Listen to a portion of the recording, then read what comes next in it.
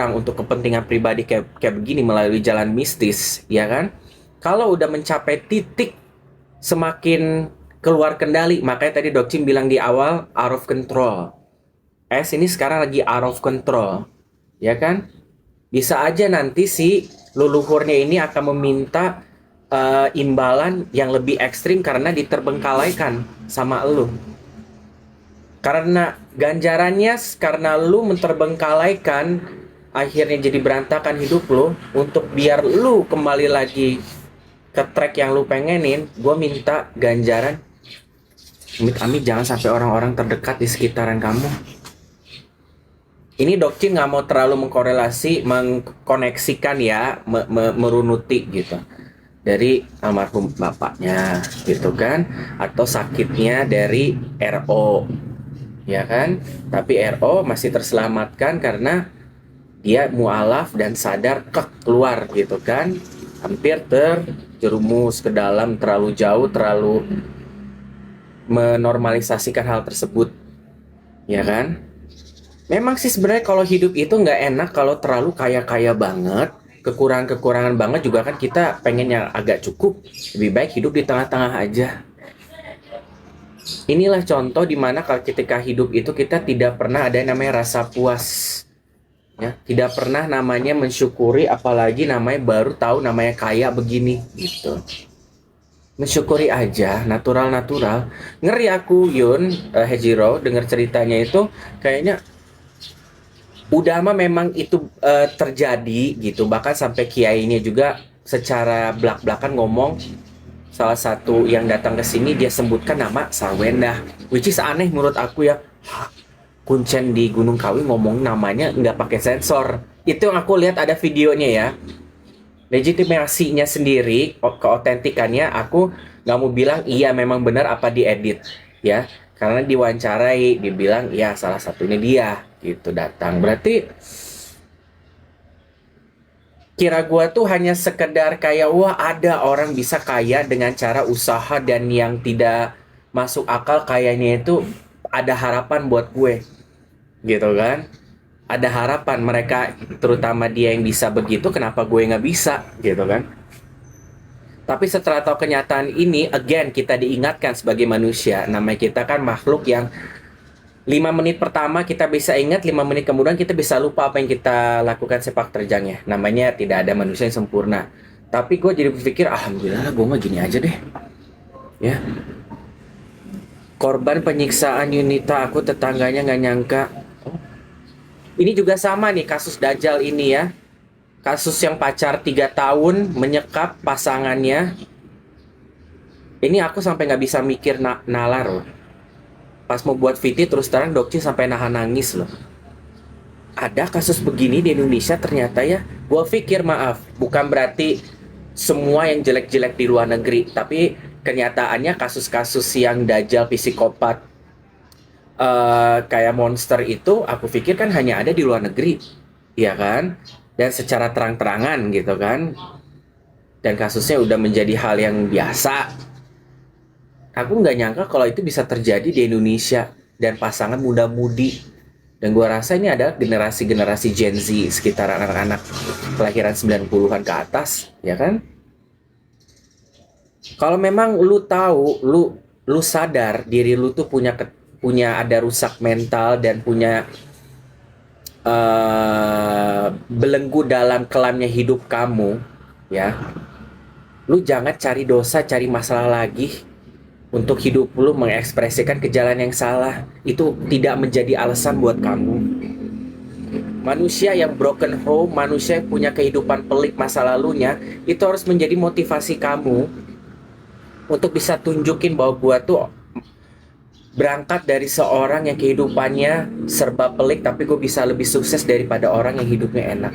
Lu harus bisa menjadi seorang motivator untuk orang-orang yang pengen sukses, menjadi generasi yang bangkit setidaknya untuk diri lu. Masa gara-gara orang atau gara-gara keluarga atau gara-gara pengalaman hidup gua hancur, sementara semua keputusan pergerakan masa depan itu ada di tangan gue. Sayangnya masyarakat sekarang itu berpikirannya apa? Gua hidup rusak, tanggung rusak. Makanya banyak yang kehidupan di masyarakat sekitar itu yang ininya gini ya.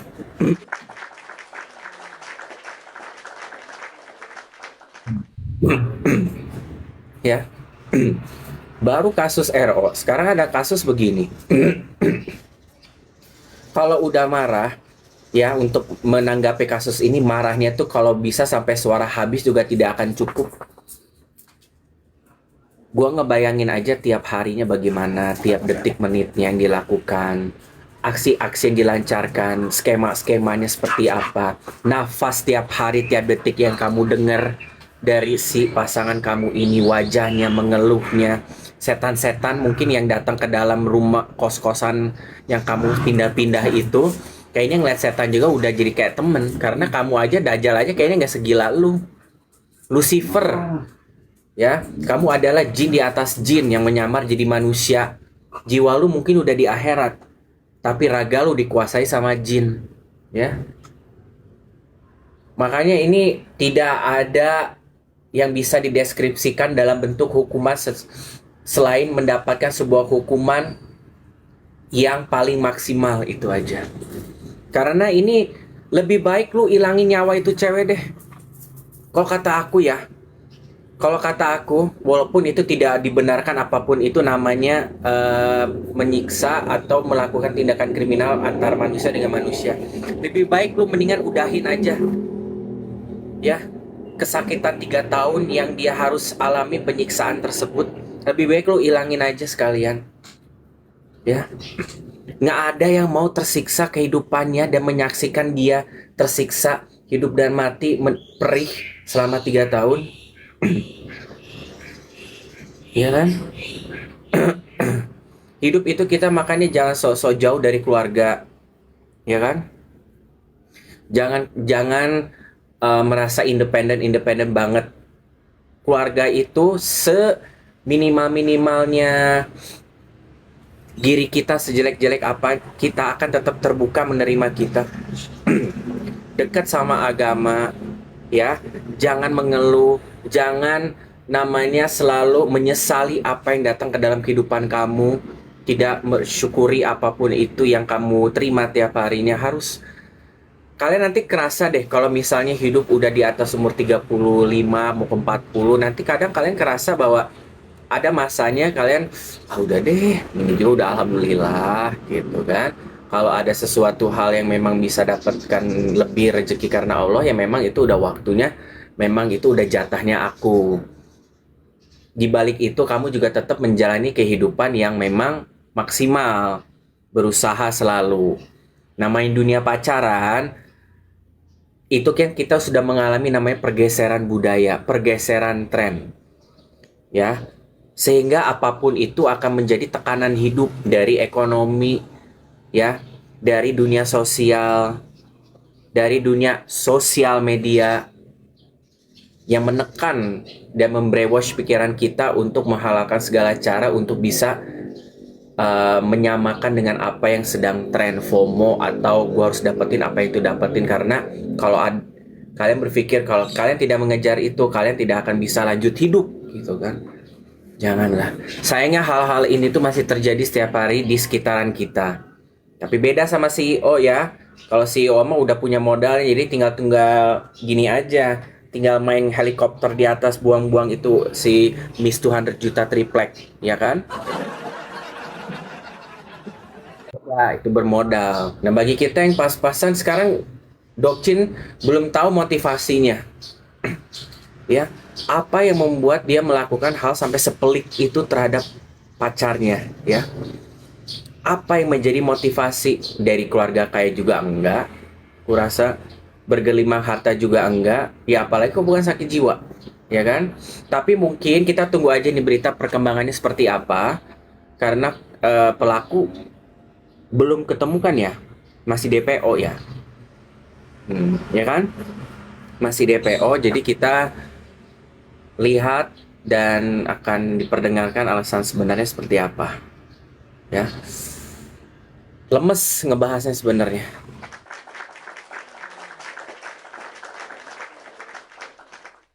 Ya, itu aku lemes banget ngebahas atau membayangkan ya. Lebih baik lu sama gue tonjok-tonjokan deh, bener gak Casper? Tonjok-tonjokan sampai babak belur berdarah, ya kita putus. Atau enggak kalau memang gue lemah, lu pengen ngelakuin yang gak benar ke gue, mendingan langsung aja daripada diulur kayak siksa dunia jadinya. Gue belum dapat juga siksa neraka, siksa alam kubur. Gue lebih baik dapat siksa alam kubur sama di akhirat daripada siksa dari manusia, lebih sakit, ya. Nggak mau kayak begitu. Mudah-mudahan ada mukjizat yang memang layak dan wajar didapatkan oleh si korban ya.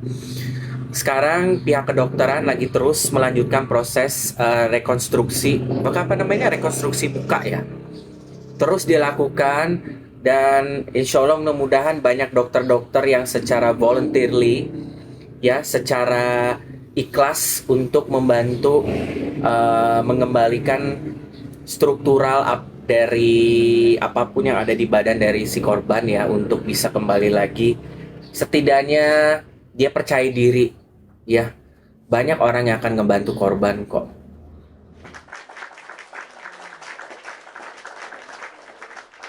Banyak kok. Buktinya sampai sekarang berita yang terakhir Dokcin baca, dokter masih terus untuk proses ini kan udah akan melibatkan dokter estetika kecantikan, dokter yang ahli wajah, yang ahli dalam rekonstruksi muka gitu segala macam ya. So far perkembangannya setidaknya sudah diobatin dan masih terus untuk dalam waktu yang sama mengobati kepala yang luka, karena kan banyak, maaf banget ya kan, karena sudah infeksi ya, sampai keluar banyak, bukan nanah, apa sih namanya, dilatung gitu ya kan. Mudah-mudahan lah Mbak, mukjizat sama Allah, diberikan cantik lagi, diberikan wajah normalnya lagi, jadi elok lagi lah. Kita semua adalah makhluk yang saling berdampingan, manusia satu sama lain ya.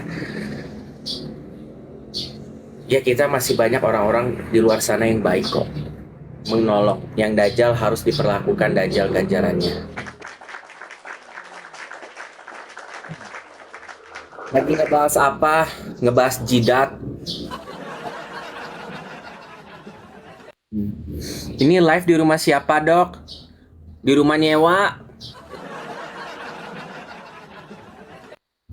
Ya. Apa lagi nggak ada burung-burung digonggong-gonggin? Oh, layang-layang jatuh, alamat ada orang-orang kampung masuk lagi. Apa pelakunya belum ditangkap dok? Belum. Sejauh Dokcin baca berita, yang berita muncul adalah baru kunjungan yang terus dilakukan. Ini jangan ada PK-PK. Kunjungan yang ya antara keluarga dan korban, terus juga proses perbaikan dari wajah sama badan juga terus diusahakan sama dokter-dokter yang memang ahli di bidangnya.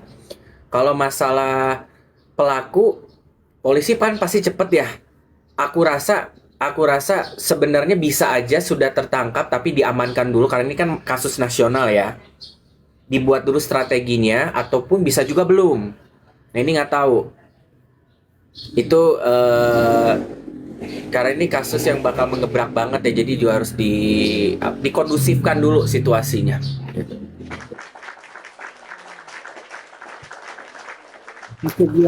Pesugihan kalangan artis itu operasi plastik. Iya, makanya yang begini jadi begini, yang gini jadi gini, yang tadinya luka-luka ya kan udah kembali lagi rata. Sayangnya nyanyinya suaranya nggak dioperasi juga. Kalau misalnya mau permak sekalian sama suaranya, jadi suaranya nggak kayak antara kota Saranjana sama dunia itu nggak berkesenjangan. Akhirnya apa? Saking suaranya berkesenjangan, lu malah narik CEO dari masa depan ke 2026 kan? Ada untungnya. Suara lu nggak narik, yang lu tarik manusia dari sana, tinggal sama lu. Akhirnya lu lupa. Ini dunia nyata, itu dia mimpi. Akhirnya keceplosan 2000 perusahaan di kota sono berserta alam semestanya. Yang ternyata kalau di planet bumi itu adalah segede gini perusahaannya. Nih, miniatur. Tapi kalau di Kota Saranjana bisa jadi raksasa. Apapun mimpi kalian bisa jadi kenyataan di sini. Gitu.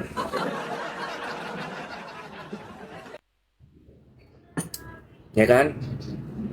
Kalau kata aku mah kalau misalnya masalah yang tadi Dokcin bahas ya tentang duka laranya dari S yang sekarang lagi gonjang ganjing, mereka nggak tahu mau gimana lagi, ya kan?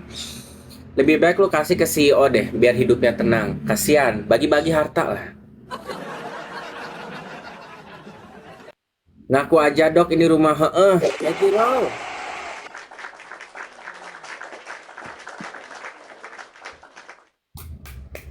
Tepuk tangan, tepuk tangan, tepuk tangan, tepuk tangan, tepuk tangan. Ya kan? Turun.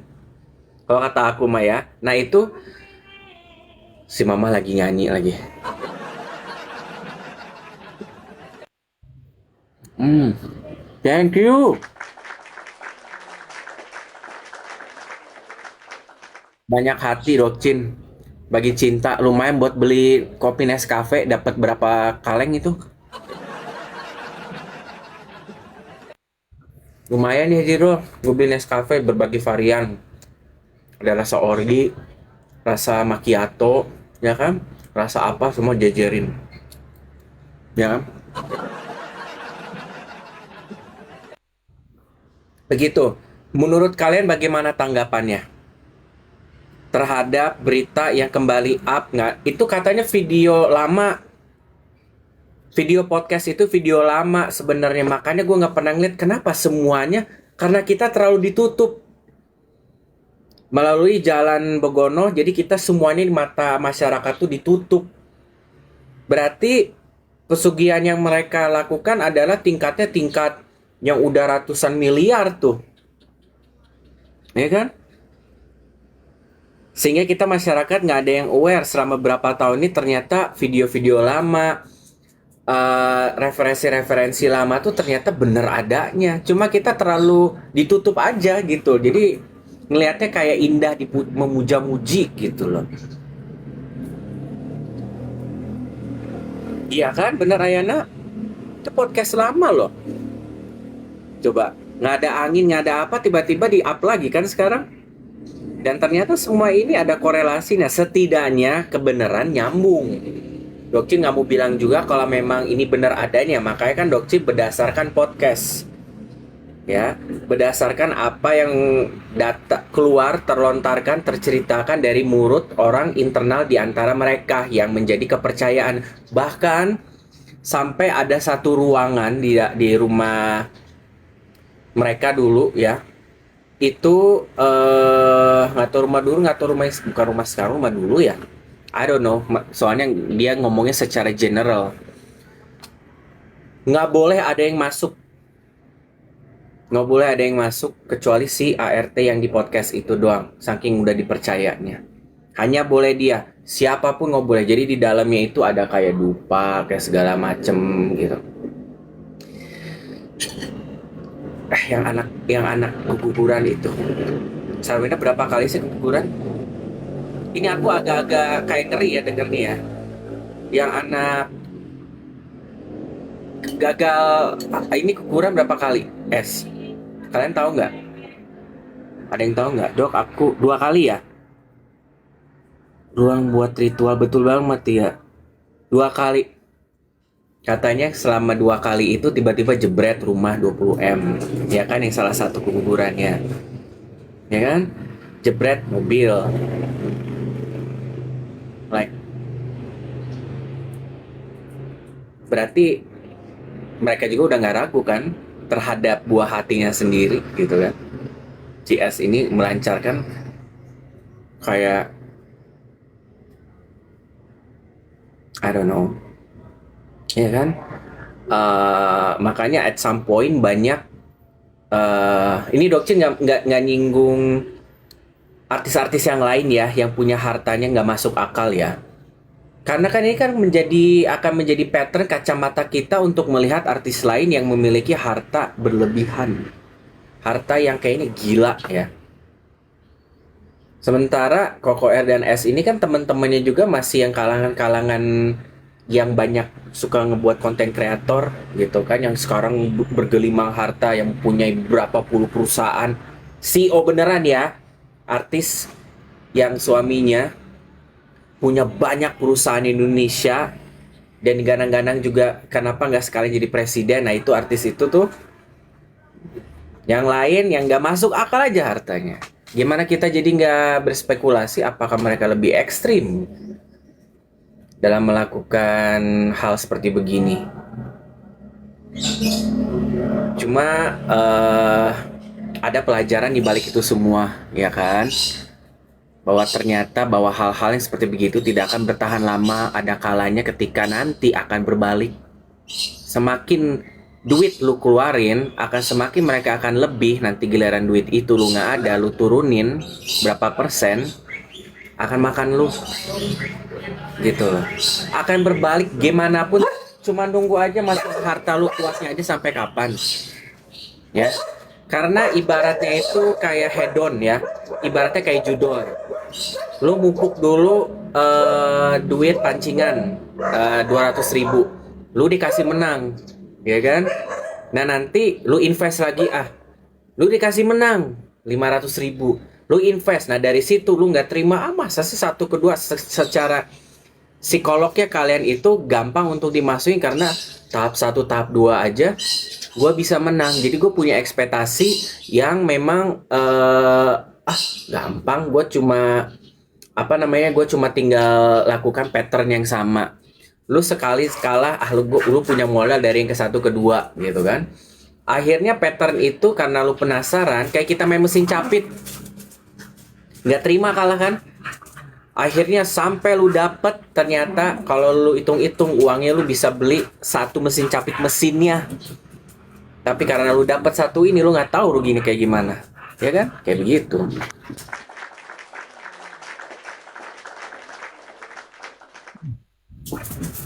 Ku kepikiran ke Jupen Olga karena dia nyebut ada foto artis besar cewek cowok.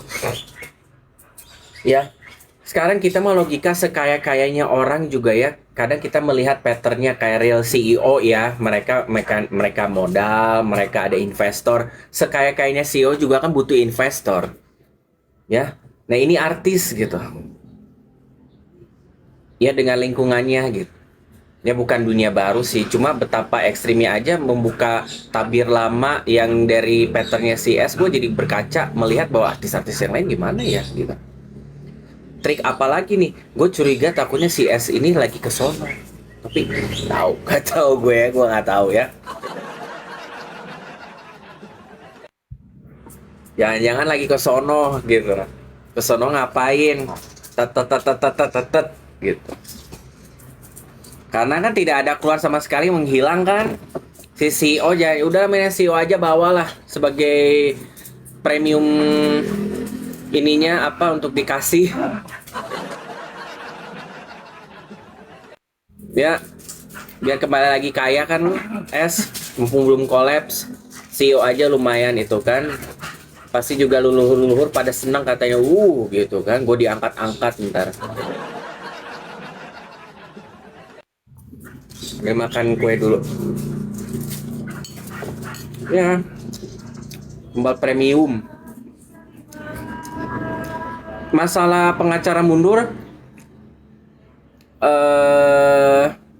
kalau pengacara mundur belum ada konfirmasi ya. Kayaknya memang disuruh diem deh kayaknya. Untuk sementara ya. Kesono awas dong, coy jangan. Oh ya, pengacaranya R bilang katanya nanti ada gebrakan minggu depan. Gebrakan apa minggu depan? Karena ternyata pengacaranya yang bukan si Hotman Paris, siapa yang satunya lagi tuh? Dia katanya lagi udah mempersiapkan untuk mengumumkan sesuatu. Ya salah satunya tentang hak asuh anak.